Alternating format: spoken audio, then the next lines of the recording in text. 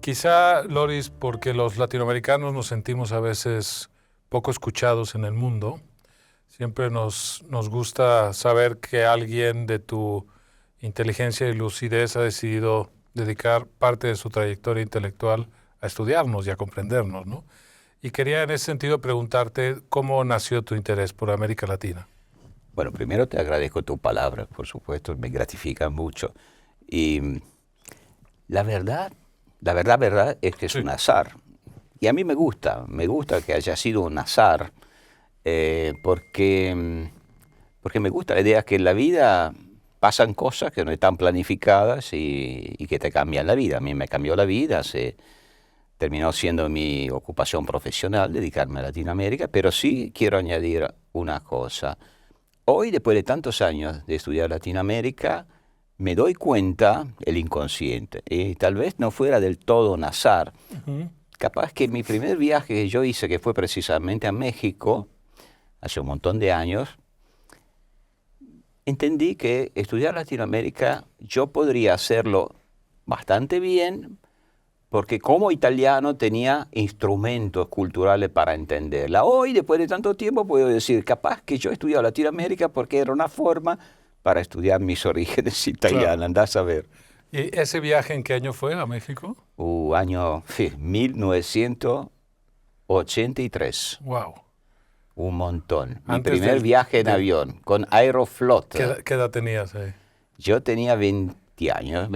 ¿Estabas estudiando historia simplemente? Yo recién empezaba mi carrera universitaria en historia y el viaje a México, imagínate que yo quería escaparme, ¿no? de Italia, de Occidente, como le pasa a muchos jóvenes que están curiosos por el mundo. En un primer momento había pensado, me interesa China, y había empezado a leer todos los libros sobre China. Pero claro, imagínate la cultura diferente, el idioma y todo. En México, en cambio, me miraba alrededor mío y pensaba, esto me suena familiar. Claro, hay eco total. Hay eco, ¿no? Después, claro, uno 20 años no tiene los instrumentos tampoco, pero de a poco me convencí que así era.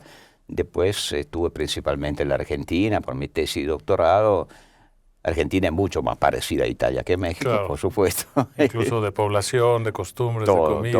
Todo. Así que ahí empezó todo. Sí. Está muy bien. Y te has especializado como en dos grandes ramas de pensamiento. Una es el populismo, que aunque hoy se ha puesto de moda no solo como estudio académico, sino como reflejo de la realidad política, tú fuiste bastante pionero en el tema y además con una mirada que se sostiene porque es muy original. Y el otro es las permutaciones, metamorfosis del mundo religioso, o los ecos del mundo religioso y su transformación en el mundo político, ¿no? ¿Por qué no empezamos un poco con el populismo? ¿Cuál sería tu definición así canónica hoy de populismo? Sí, primero te cuento que las dos cosas están muy vinculadas. Yo nunca tuve un plan de investigación. Una cosa me llevaba a otra. El populismo me llevó a la religión. Y yo, que no soy religioso, tampoco vengo de un ambiente religioso, para mí fue descubrir una clave de ingreso a la historia que no estaba programada, otro azar. Hoy estoy convencido, y tal vez exagero, pero que lo religioso, en sentido general, antropológico, etcétera, yo creo que sea la clave fundamental para entender la raíz profunda de nuestra sociedad, de nuestra cultura.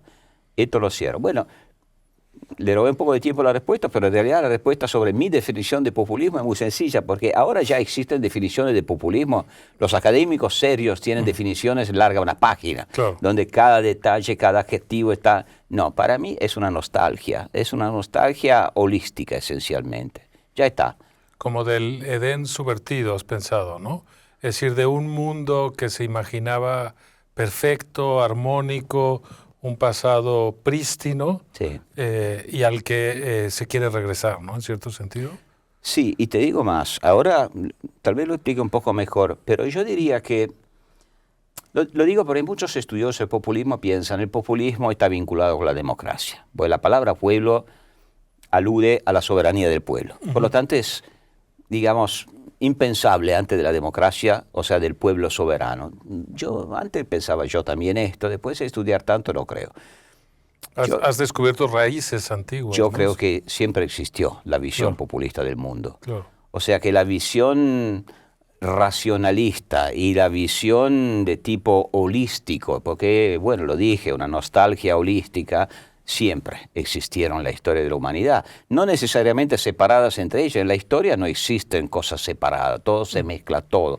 Pero siempre existieron, Bueno, desde los antiguos. La edad de oro del Quijote, por ejemplo, ¿no? Sí, o podemos ir más atrás. Por ejemplo, Platón es bastante más holístico de Aristóteles, si queremos Claro. ponerla así.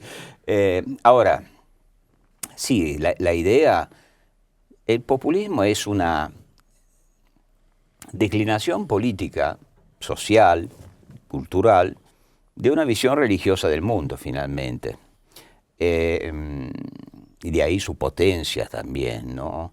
Y las religiones, me disculparán los feligreses, a los cuales yo le tengo pleno respeto, aunque yo, no, como decía, no soy religioso, pero claro que las religiones tienen mucho que ver con nuestra caducidad. O sea, es una forma a través de la cual el hombre, el ser humano, trata de escapar a su propia caducidad y al mal de la vida que nos toca vivir y a los conflictos de la historia donde vivimos, porque el populismo finalmente imagina una edad del oro originaria, como hacen todas las religiones monoteístas y no monoteístas en realidad. O sea, en principio existía la pureza. El jardín del paraíso, ¿no? El jardín del Edén, sin pecado, el pueblo armónico del comienzo, esta es la idea.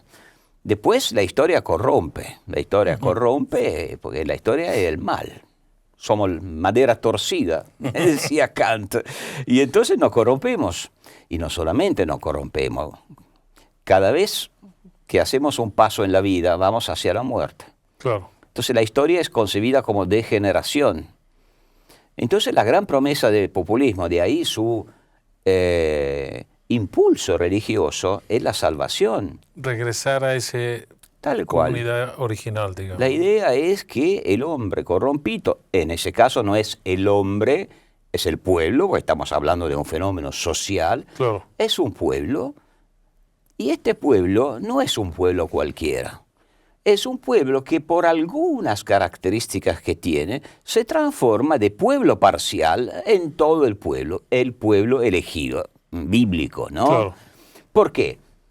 Porque comparte una cultura, porque comparte un idioma, porque comparte un territorio, porque comparte una etnia, porque comparte una religión, porque lo importante es que sea un pueblo entendido como una comunidad holística, donde no existe el individuo. Todos forman un conjunto donde cada uno cumple una función y, por supuesto, el individuo está sometido a la totalidad. Ahora, ese pueblo que camina hacia la tierra elegida, bueno, encontrará un redentor.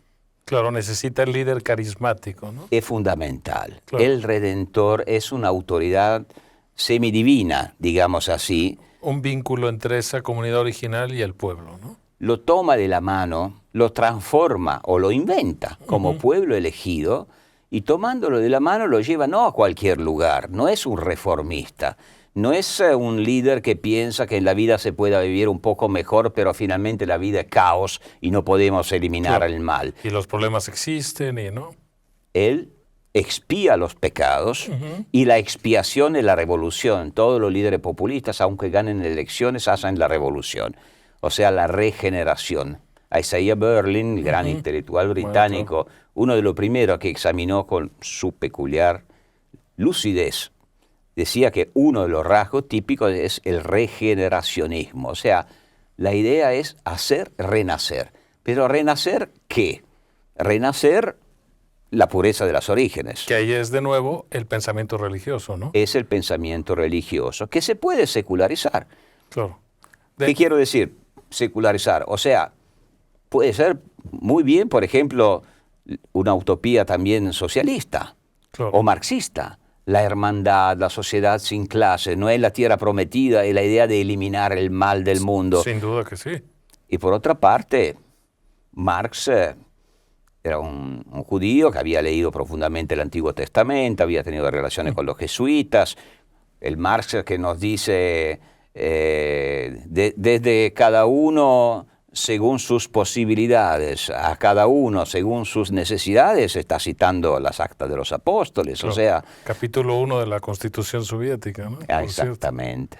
El vínculo religioso es lo que además te permite equiparar populismos que la gente no suele ver de manera conjunta, ¿no? Porque hay una crítica muy dura de la derecha al populismo de izquierda y viceversa, pero no acaban de entender que forman parte de la misma raíz profunda, ¿no? Y esta idea de comunidad mítica, original, pura, prístina, intocada, está en el nacionalismo, que siempre es una comunidad que los otros pervierten, está en la clase, en la idea marxista, y está también en la nación, ¿no? Así es. Está entonces, por lo tanto, toca a nacionalistas, conservadores y socialistas, a cierta rama del socialismo. Es así, y bueno, para decirle en broma, populistas son siempre los demás. Claro, se señala a los otros, Son ¿no? siempre los demás. ¿Qué quiero decir? Bueno, yo lo he estudiado especialmente para el caso latinoamericano, y en el caso latinoamericano, no solamente este populismo de raíz religiosa se puede declinar desde la derecha o desde la izquierda, para decirlo así. O sea, la pretensión de transformar un pueblo parcial en todo el pueblo. Y claro, no importa que yo diga que esto significa una religión política, y la religión política no es compatible con la democracia, porque implica que hay una verdad y un hereje. Claro. De ahí no se escapa. Y hay una raíz totalitaria, porque hay inevitablemente un mal miembro de ese pueblo, ¿no? Eso un es. enemigo interno, ¿no? Te digo más, el enemigo interno no solamente es incompatible con la salud del organismo, o sea, del pueblo sano, del verdadero pueblo, sino que se hace hasta casi obligatorio, diría, eliminar la célula enferma para mantener la salud. Por el bien de todos, ¿no? Para el bien de todos se sacrifica la célula. Pero te decía que yo lo he estudiado mucho por el caso latinoamericano, y hay miles, tal vez centenares de miles, generaciones que han vivido el que muchos han llamado el pase, o sea, que han vivido desde jóvenes el nacionalismo, que en Latinoamérica en la mayoría de los casos fue nacionalismo católico, no en todos, en realidad. El caso de México sería un caso muy peculiar. Es distinto por la revolución. Claro, ¿no? por la revolución, pero se podría explicar también el caso de México, porque finalmente el régimen político que sale en México es un régimen orgánico totalmente Sin duda. correspondiente, Populista, tal cual. Pero dejemos de lado esto. Muchos, desde jóvenes, abrazaron el nacionalismo católico porque era la principal alternativa al liberalismo en sentido amplio. Para ellos el liberalismo eran todas las ideas nacidas de la reforma protestante antes y de la ilustración europea. O sea, liberalismo, racionalismo, democracia liberal representativa, todo esto formaba un paquete antinacional y antipopular porque importado desde afuera. Ahora, en esa época, en la época de entreguerras, el gran modelo universal, enemigo del liberalismo, era el corporativismo fascista. Claro.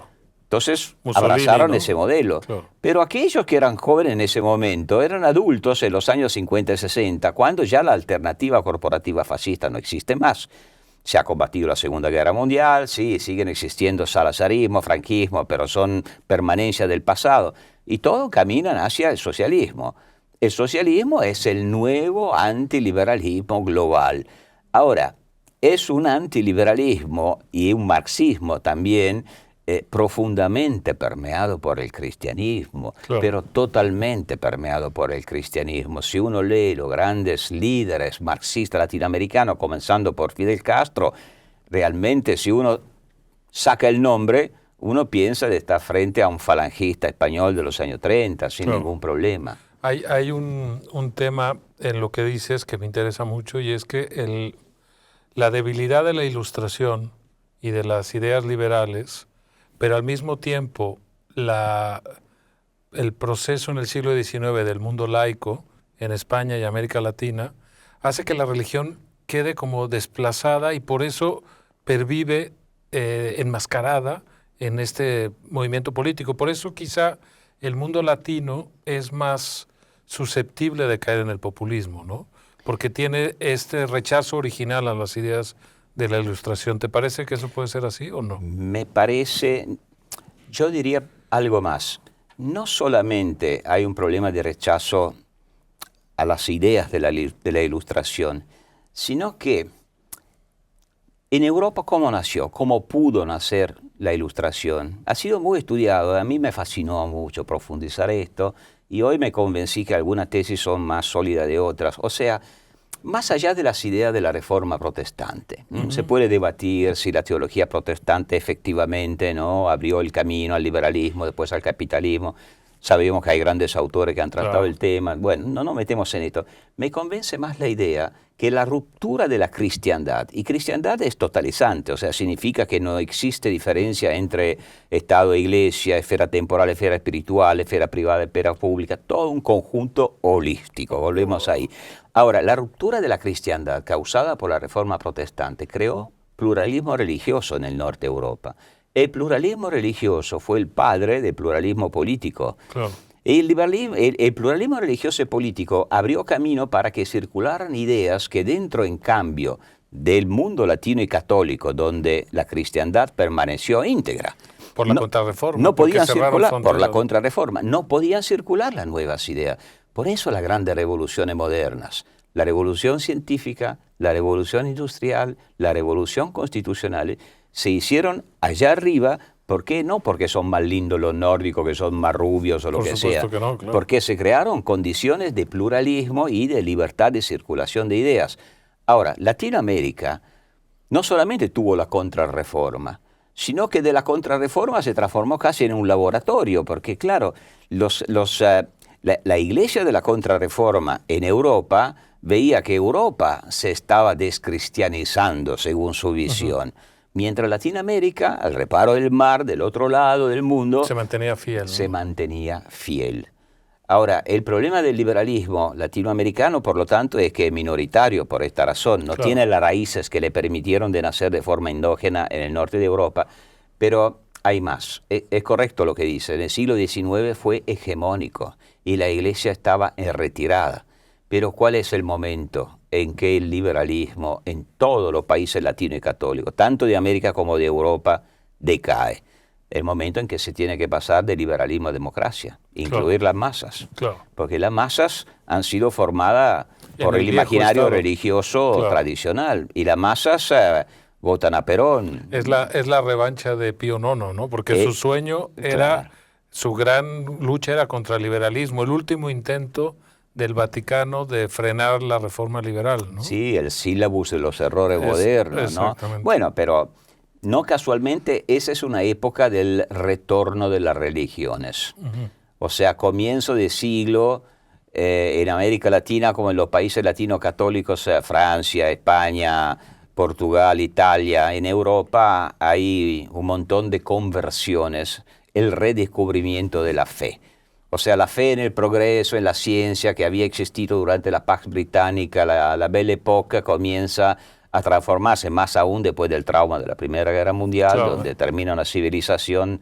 Entonces la religión torna a ocupar un espacio central y acompaña a la democracia, que no es una democracia liberal. O sea, las masas ingresan en casi todos los países latinos y católicos de Europa y de América, ingresan a la arena política por movimientos totalitarios o autoritarios, no a través de la democracia liberal. Es cierto.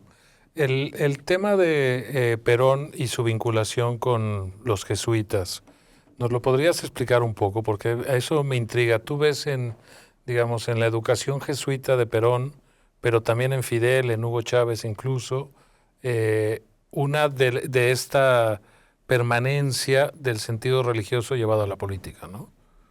Sí, cada uno de estos son los tres grandes, si queremos llamarlo así, regímenes populistas, cada uno con sus peculiaridades, porque cada uno vivió su tiempo, además. Los jesuitas tuvieron algo que ver con todos, de forma diferente. En el peronismo nace como brazo secular del revival, del renacimiento católico de los años 30. Sin duda. Y era un renacimiento que postulaba el regreso a un orden cristiano, la nueva cristiandad, restaurare omnia in Cristo, o sea, realmente destruir el orden liberal para rearmar, y el modelo era la cristiandad medieval. uno de los principales ideólogos, pero yo lo cito uno, en realidad es un movimiento masivo que plasma el peronismo. Perón decía, nuestro programa son las encíclicas sociales de los pontífices, o sea que no soy yo que me invento esto. Bueno, uno de sus mayores ideólogos, que además fue, digamos, la voz de Eva Perón, era un jesuita, Hernán Benítez, muy inteligente, muy vivo y muy político. Bueno, y él extraordinario, pues él llamaba al peronismo un comunismo de derecha. Fíjate que los historiadores llaman el peronismo un fascismo de izquierda. Fascismo de izquierda, comunismo de derecha, es extraordinario. Y tenía razón, comunismo, porque bueno, estaba embebido de la enseñanza del sermón de la montaña, o sea, el rico no irá a los cielos y el pobre, en cambio, es el ser puro, ese pueblo mítico del que decíamos antes. Entonces, bueno, la prosperidad es pecado, hay que combatir los ricos, la redistribución de la riqueza independientemente de la productividad, todo esto muy típico, ¿no? Así que el jesuitismo fue fundamental. En Castro, es Castro jesuita. Claro, y su educación, para empezar más Sí, lejos, ¿no? muchos no lo saben, pero Castro no es que simplemente fuera En la a escuela la de escuela baile, de los ¿no? jesuitas. Él fueron su familia. Claro. Fueron su familia durante toda la adolescencia y la formación. O sea que durante 12 años, antes en Santiago de Cuba y después en La Habana, Fidel Castro fue hombre de ejercicios espirituales, de pregar, de rezar todos los días, bueno, toda la ritualidad jesuítica que se nota si uno lee Fidel Castro a partir de la historia religiosa de la cristiandad hispánica. En sus discursos se nota ecos totales, ¿no? Es totalmente, es Claro. un cruzado. Claro. Es un cruzado realmente antiliberal que combate, como todos los tradicionalistas católicos españoles, toda la historia desde la Reforma Protestante por acá, que son aquellos que han destruido la cristiandad hispánica. Se puede entender también. De manera que el cristianismo es predominante y el marxismo-leninismo es tan superficial. Y además es cristianizado a su vez. Y cuando muere Fidel Castro, ¿qué dice? Bueno, salvarán el mundo las grandes religiones monoteístas y especialmente el cristianismo y el islamismo. El último Fidel Castro. Increíble. Y en el caso de Chávez es lo mismo también, ¿no? Ahí también, hoy si nosotros vemos, los jesuitas son muy antichavistas. Son tal vez los más radicales antichavistas, con un discurso coherentemente y profundamente democrático. Pero al comienzo una parte de los jesuitas, y todavía hoy una parte del clero, ve en el chavismo un movimiento nacional popular. La teología llamada del pueblo, que es un poco diferente de la teología de la liberación, tiene la misma raíz, pero es latinoamericanizada, digamos así, se saca de encima la categoría sociológica del marxismo. La teoría del pueblo, que es la del actual Papa, por ejemplo, bueno, define el campo político en pueblo-antipueblo, que es típicamente populista. Claro. O sea, en el caso de Chávez también, puede ser que a muchos del clero no le guste, a la mayoría del clero, entre otras cosas, porque digamos que el chavismo se pasó mucho. Claro, estamos hablando del origen, Claro, no de pero en el origen, bueno, este es un movimiento nacional popular, Claro. es el pueblo. Del otro lado, ¿quiénes están? Los cipayos, se dice en Argentina, o en Venezuela los llaman los escuálidos, Así o es. los gusanos. O sea, no son pueblo, no existen, no importa. y pueblo igual a pobreza en el caso de Francisco, ¿no? El pobre es, por definición, aquel que conserva Los valores más puros, ¿no? Así es, la pureza. ¿Y esa pureza qué significa? Significa esencialmente los valores heredados por la evangelización. Claro. O sea que, bueno, busca las raíces, reivindica las raíces de los pueblos, pero fíjate que siempre estas raíces coinciden con la evangelización, no llegan más allá. Claro. Bueno, es un discurso que también está orientado a defender el poder tradicional de la Iglesia. Yo lo puedo entender. La Iglesia Católica piensa, dentro de todo, bueno, Europa está perdida. Y si uno mira la geopolítica de Papa Francisco, la da por perdida. Con Europa es muy agresivo, es una crítica continua. Latinoamérica se puede salvar todavía en cierta medida, pero principalmente quien se puede salvar son los países del sur del mundo, el sur global. Su diplomacia es una diplomacia que piensa que el futuro del cristianismo no es en la Europa racionalista, hija de la civilización helénica y romana, no. El futuro del sur está, del cristianismo está en el sur, de ahí que, y principalmente en África. En 10 años el 40% de los católicos mundiales va a ser en África. En África en este momento es un matadero donde todos los conflictos étnicos, tribales, etcétera, etcétera, tienen un fundamento religioso, a final de cuentas, y las 3 grandes religiones están peleando entre ellas para conquistar espacios ahí. Claro.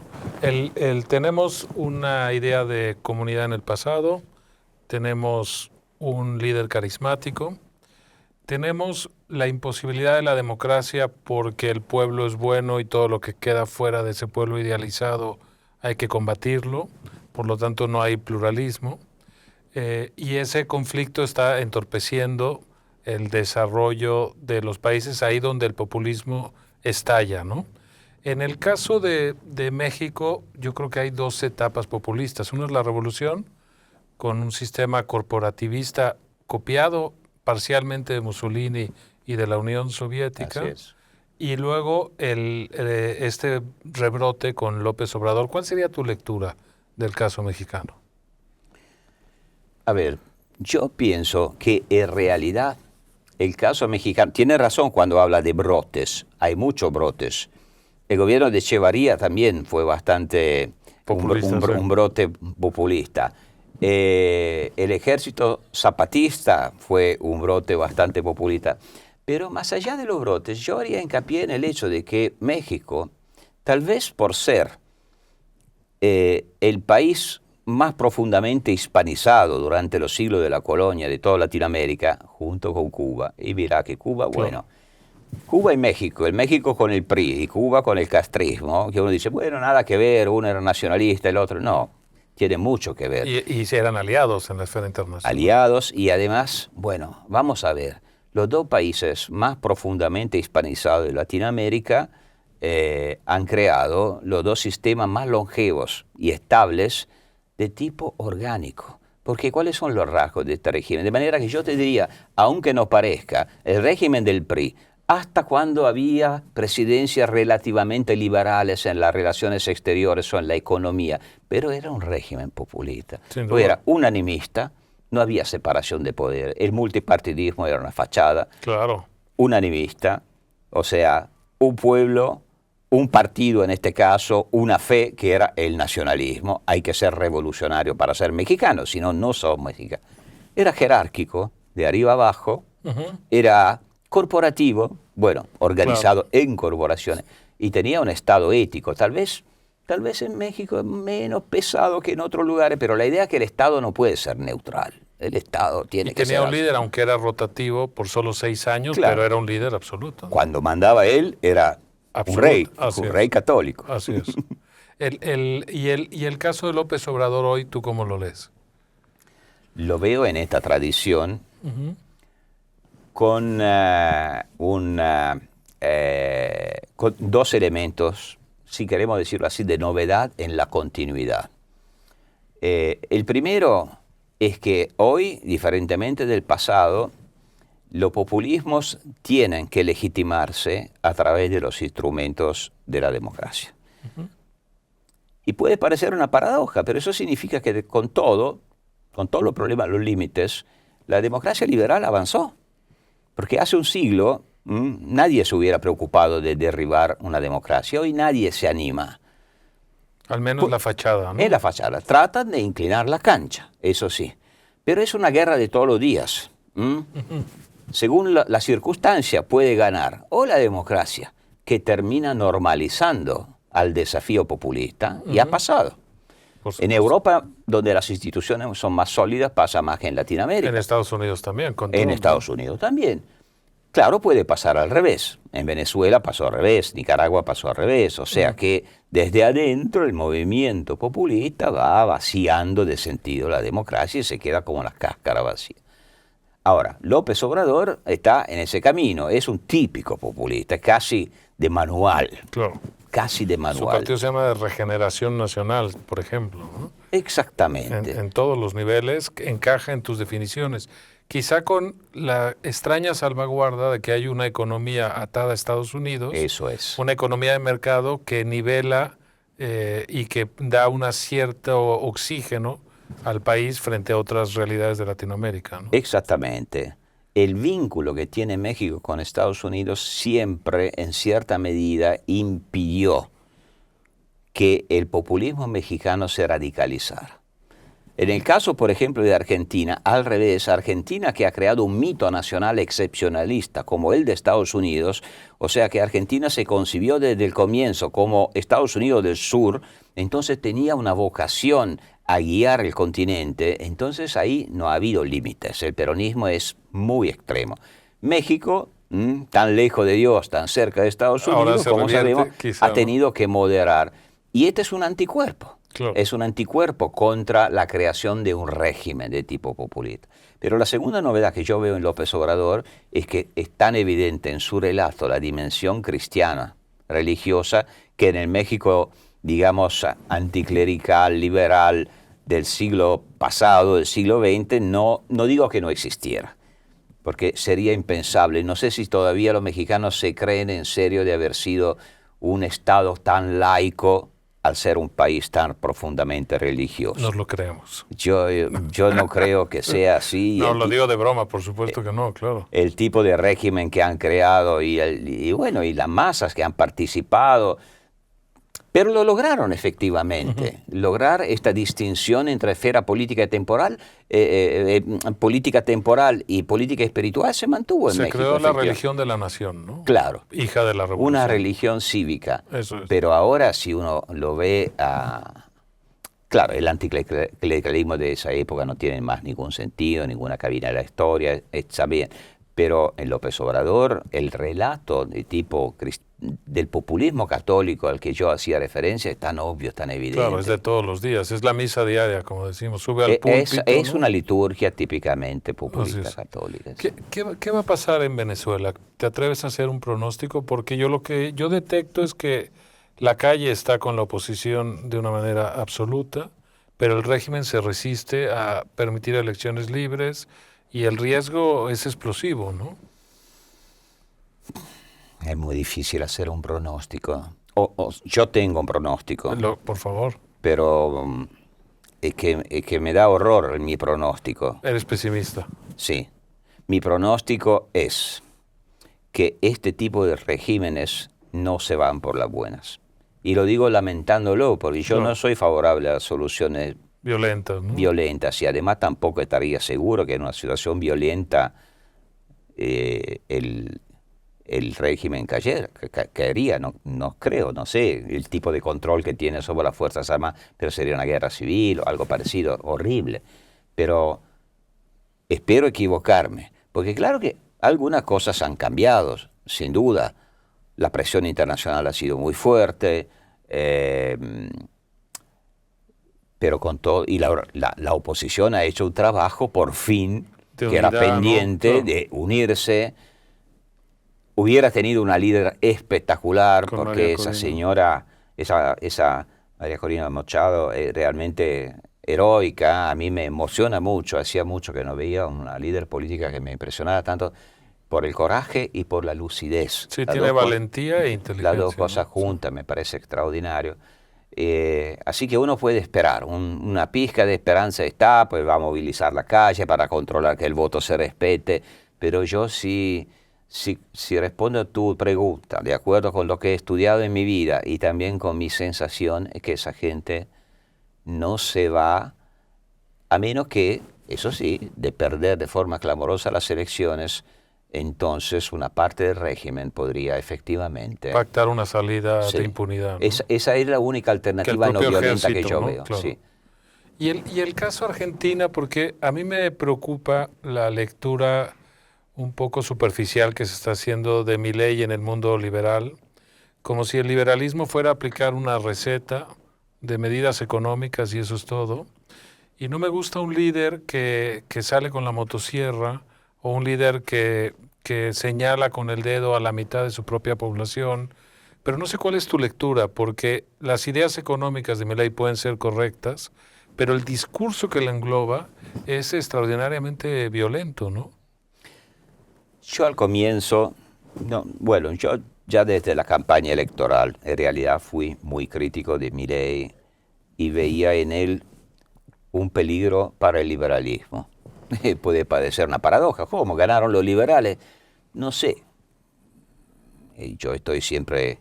Sí, si fracasa va a costar 2 generaciones. Que Yo vuelvan. creo que sí. Ahora, yo no veo una cultura liberal ahí. Por lo menos no es mi cultura liberal. Esto sin duda. En Milei yo veo, primero, el típico relato populista. Claro, no es un populista económico no, porque no hace ninguna promesa, más Claro. bien sangre, lágrima y sangre, como Claro. se dice. Pero no es eso el populismo, ¿de acuerdo? O sea, es una visión muy trivial, yo creo, pensar que el populismo es simplemente la demagogia económica. Como espero haber explicado, es una visión del mundo mucho más estructurada. Y en Milei la tenemos todos. El pueblo elegido de Milei es al revés del pueblo elegido de Perón. Claro. O sea, en su caso es la gente de bien que se supone que son aquellos que trabajan, que son honestos, etcétera, etcétera. La clase media perjudicada. La ¿no? edad del oro está en la Argentina del siglo XIX, la Argentina primera potencia mundial. Que tampoco dicen, es cierto del que todo. es también megalómane, es un poco ridículo, el megalómane siempre se hace un poco ridículo, como si la revolución industrial, el constitucionalismo hubieran nacido en la Argentina, como si Argentina tuviera el imperio con India. Es tan exagerado que un poco... Pero esa es la edad del oro, que es muy idealizada. Yo soy un historiador, estoy de acuerdo que en esa época Argentina hizo Era una progresos potencia, sin duda, ¿no? Claro, pero también existían circunstancias especiales, se enganchó con Gran Bretaña, que en ese momento era la gran No. potencia mundial. No idealicemos el Le pasado. favoreció la Primera Guerra Mundial con Entre otras exportaciones cosas, muy fáciles. pero no usemos la historia como un supermercado donde Claro. sacamos el producto que no viene bien en el relato de ese momento. Pero la idea es una edad del oro. Y la idea que es el Redentor que aplica su receta, que su receta va a funcionar sí o sí porque es la receta justa, o sea, es un dogma. Ya la palabra dogma es antiliberal. Claro. Yo soy un liberal que siempre pensó que no existe un dogma, que es un aprendizaje la vida, ¿no? Tenemos algunos valores, pero después cómo funciona lo vamos aprendiendo. Ensayo y error, pequeñas Eso reformas, es. modificaciones sobre la Exactamente. marcha, ¿no? Esta es mi formación de No, liberal. no poner la escuela austriaca a Buenos Aires y, y ya, digo ¿no? más, si el razonamiento es este, o sea, yo estoy en contra de todos porque tengo la verdad. Primero, estamos en un relato típicamente populista. Yo estoy transformando mi pueblo en todo el pueblo, que es el pueblo elegido. Primero. Segundo, todo lo demás son una persona sola. Yo lo leí cuando estuvo en Davos. En el mundo existía su receta liberal y todo lo demás eran colectivistas. Claro. Demócratas, cristianos, socialdemócratas, estalinistas, la misma cosa. Yo soy un historiador, eso me da una vergüenza ajena, digo la verdad. Claro. Aunque sea un artificio retórico, es una burrada, me perdonan la palabra, es una gran burrada. Y tercero, ¿cuál es el objetivo? ¿Destruir al adversario? O sea, si yo soy el bien y el adversario por definición es el mal, porque son todos colectivistas, todos socialistas, todos zurdos, todos... ¿Qué diferencia hay entre su discurso y el discurso de Fidel Castro y llama gusanos los que no opinan como él? ¿Cuál es la opinión? ¿Es convivir con quien piensa diferente y tratar de convencerlos que mis ideas son mejores? Claro. ¿O destruir al adversario? Porque si es esto último que tiene que ver con el liberalismo, nada, la verdad, nada. El tema de, además, cómo plantearlo para ser sutil. La familia política a la que él se inscribe está más bien en la escuela del proteccionismo y del nacionalismo, al menos en la esfera internacional, ¿no? A mí me sorprende que haya liberales que aplaudan a Trump o a Orbán, o pertenecen a familias distintas, ¿no? Y luego no me gusta tampoco la idea de que el socialismo es el mal. Es una de las corrientes políticas de Occidente que ha aportado muchas cosas y muchos de los bienestares de los que disfrutamos todos los días. En España deberían saberlo. La transición fue fundamental, el Partido Socialista. Otra cosa es su degeneración, ¿no? Claro, estoy de acuerdo. Yo pienso que pensar en liberal, si queremos decirlo así, es pensar en forma sistémica. Es decir, que es el sistema que es liberal. Liberal quiere decir pluralista, sin concentración de poderes. Entonces un liberal no puede pensar en destruir su adversario, tiene que pensar que su adversario va a compartir algunos valores básicos que son los valores de la democracia liberal.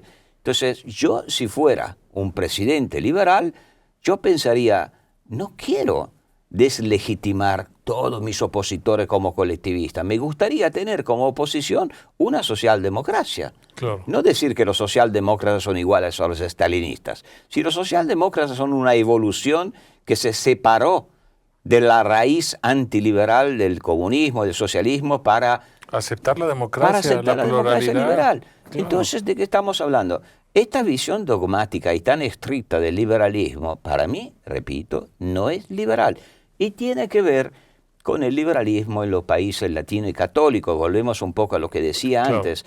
Al ser tan minoritario y a no ser endógeno, muchas veces tuvo la tentación autoritaria. La tentación autoritaria. Claro. Y no solamente de limitarse a lo económico. La tecnócrata, ¿no? El que tiene el conocimiento y lo reparte a los claro. demás, ¿no? Comienza ya en la edad liberal de fines del siglo XIX. Claro. ¿Quiénes eran los intelectuales de los regímenes liberales? Eran los positivistas. En el caso de México, claramente, ¿no? Sí, los científicos en México, pero lo mismo en Brasil, lo mismo en la Argentina. El positivismo se transformó en una especie de religión civil y no es casual, porque el positivismo no es liberalismo, es una vertiente especialmente tecnocrática, ¿no? De las visiones liberales que piensa a la sociedad como un organismo. Mira qué tono el organismo. En este caso no tiene la dimensión metafísica como en la religión, pero la idea es que la sociedad es como un organismo y por lo tanto los intelectuales positivistas aprenden las leyes de funcionamiento de la sociedad, así como los científicos aprenden los fenómenos físicos y químicos. Claro. Y por lo tanto la élite tiene derecho a gobernar. Pero cuando viene la democracia, chao. No solo eso, sino que además la política es también un lenguaje simbólico, captar las pulsiones profundas de la sociedad, proponerles un proyecto de futuro. No solo es una receta económica que hay que aplicar, ¿no? Claro. Una pregunta sobre el tema del trumpismo. ¿Te preocupa el regreso de Trump a finales de este año? No me preocupa, me angustia. Me da una enorme preocupación. Pues yo pienso que las ideas liberales, especialmente en un mundo que se está volviendo cada vez más iliberal, donde las grandes potencias del futuro, aunque sea solamente en términos demográficos, no conocen la ilustración.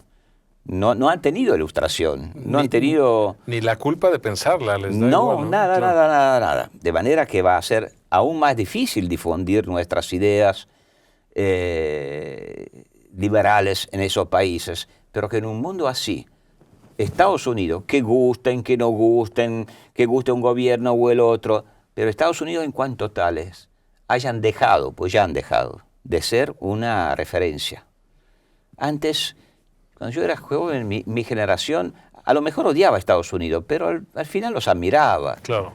Porque de ahí venían novedades, porque tenía instituciones representativas, porque era un país que había combatido la Segunda Guerra Mundial contra los nazis. Había una imagen positiva. La prensa tumbó un presidente por mil razones. Claro, el liberalismo necesita de Estados Unidos fuertes, creíbles. Claro. Gobierne quien gobierne. Y Trump no es eso, lamento. Yo puedo entender la bronca que genera el consenso a Trump, como entiendo la bronca que genera el consenso a Milei, ¿cómo no lo vamos a entender?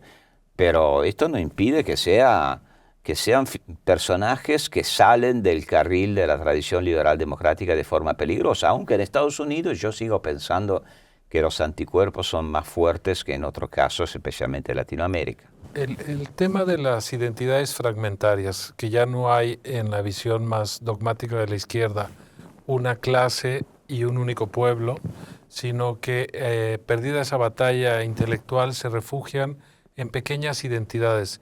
La suma de esas identidades, por ejemplo, el feminismo de tercera generación o los derechos raciales o de minorías sexuales, etcétera, conformarían, si los sumamos todos, una nueva visión del pueblo desde una óptica populista o es ir demasiado lejos? Yo creo que sí, pero con algunas acotaciones.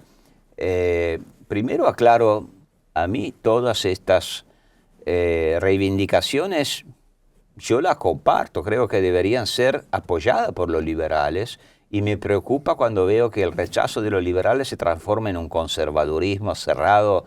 Ahora, lo que no me gusta, porque no me parece nada liberal, es que estas sanas reivindicaciones, en muchos casos de minorías que son perseguidas. O que lo fueron. O que lo fueron, y por lo tanto está muy bien, pero que formen otros grupos que a su vez son encerrados, que crean una nueva religión, una nueva ortodoxia, y por lo tanto viene bien tu observación, que son micropopulismos que crean mundos cerrados, con su, por lo tanto, pueblo mítico, con su pureza, con su restauración de la pureza. Yo siempre digo, bueno, está muy bien, pongámoslo, el homosexual, pero con todo lo que han padecido y siguen padeciendo en muchos casos, me parece muy bien que reivindiquen sus derechos. Yo los apoyo en todo. Por supuesto. Pero después, cuando han formado una iglesia homosexual, yo me pregunto quién defiende el homosexual de la comunidad homosexual. Pues después se transforma en una especie de cuerpo. A mí me hace pensar más esta sociedad fragmentada de identidades en una forma moderna de la sociedad de cuerpos. Claro. Donde el individuo siempre busca la tribu. El estamento donde se siente cómodo. Eso es, el estamento, la tribu que lo protege, donde se reconoce, con sus implicaciones potencialmente negativas, porque, bueno, después el individuo se somete a un conformismo. Al mismo tiempo, con respecto a esto, no sé, yo le veo un aspecto positivo también. Acabo de decir, no me gusta, pero hay un aspecto positivo. O sea, en la sociedad moderna, contemporánea, es tanta la fragmentación y tantas son estas identidades. Microtribus urbanas, ¿no? Claro, pero que se vuelve prácticamente imposible que una identidad populista, como en su momento fue, ponga, la nación, la clase social, la fe, llega a ser tan dominante como para absorberla todo y entonces sí amenazar con una pulsión totalitaria. O sea, ser tan pequeña lleva implícita la pluralidad, por suerte, ¿no? Eso sí, vivimos una fragmentación enorme, un micropopulismo todo el tiempo extraordinariamente cansador y agotador, pero una amenaza totalitaria, precisamente por la misma razón, yo no la veo. En los países más desarrollados, en países del sur, si uno mira a Rusia, hay un nacional cristianismo que se parece mucho a nuestro nacional catolicismo nacionalista de hace un siglo. Si miramos a India, que fue un país democrático, el nacional hinduismo es muy brutal. Sí, muy agresivo. Muy agresivo. Si miramos a Sri Lanka... bueno, el islamismo, ¿para qué? El islamismo, ni hablar. Claro. Así que, bueno, me preocupa que también en nuestro mundo desarrollado hay quien quiera volver a Dios, patria y familia, qué sé yo, claro, pueblo, ¿no? Esto me parece un...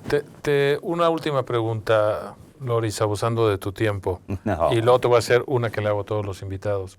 ¿Te ha sorprendido, para bien o para mal, el gobierno de Meloni? Porque yo siento que el miedo que desataba sus posturas extremas se ha ido atemperando por un cierto pragmatismo político, ¿no? Sí. ¿O cuál es tu lectura de ella? En realidad yo me ocupo poco, me intereso poco de la política italiana, de mi país. Puede parecer una paradoja, pero hasta cuando yo me ocupo poco se ve que no percibo especiales peligros y por lo tanto no me interesa demasiado, digo la verdad. Si tengo que ir más al detalle, no es una santa de mi devoción, viene de la derecha italiana, que es una derecha, bueno, es tan remota, la raíz es fascista, es absurdo leerla como un neofascismo, no tiene nada que ver. Pero claro que no hay fascismo, pero algo de la cultura fascista, en ella aún más, yo diría en su equipo, algo queda. Claro. Y a veces acá y de Berlusconi mucho también, ¿no? Mucho más en ella. Claro. No, Berlusconi era un personaje hecho a su manera, pero al final de su vida casi se volvió un estadista realmente liberal. Dejó un partido que dentro de la coalición de derecha es el único partido realmente liberal. Así que honor a Berlusconi, yo nunca lo voté, nunca lo votaría, pero que finalmente, no, acá estamos hablando de una cultura política que siempre fue muy estatista, nacionalista. Algo queda a veces y a mí me cae muy mal. Pero bueno, son cosas episódicas que no tienen al sistema. Más, yo no puedo tolerar que la oposición de izquierda especialmente le haga todo día campaña en contra de la Meloni agitando el fantasma fascista. Esto me parece una carencia de idea, de creatividad, y Meloni sigue ganando elecciones porque hasta cuándo la atacarán por fascista que no tiene nada que ver. Dicho esto, bueno, cuando estaba en la oposición jugaba a la populista y cuando llegó al poder demostró de ser un estadista. Y esto yo se lo reconozco, especialmente en la política exterior.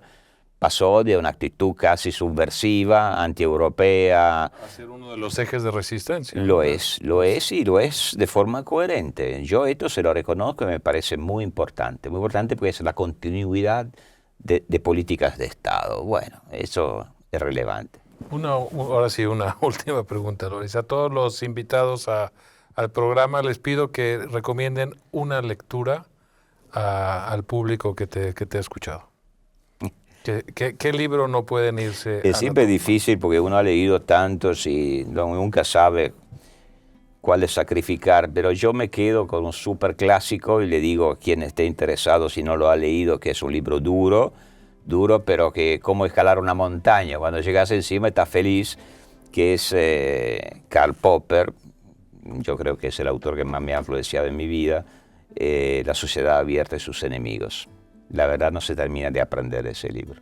Muchas gracias, Loris. Gracias a vos.